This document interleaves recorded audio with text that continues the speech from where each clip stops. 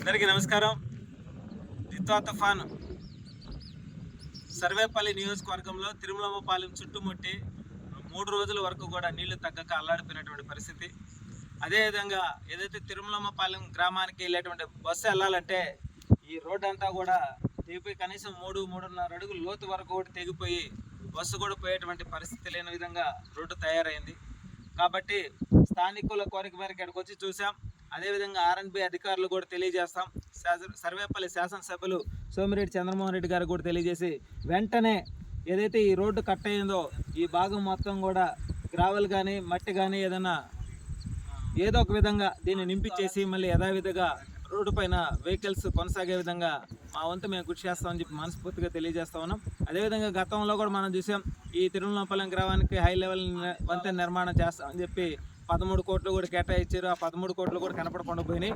కానీ కూటమి ప్రభుత్వం హై లెవెల్ వంతెన నిర్మాణం చేసేదానికి 100% పనిచేస్తుంది. అదేవిధంగా గ్రామస్తులకి ఎప్పుడు ఏ ఇబ్బంది వచ్చినా సరే కూటమి ప్రభుత్వం అండగా ఉంటుందని మనస్ఫూర్తిగా తెలియజేస్తాం.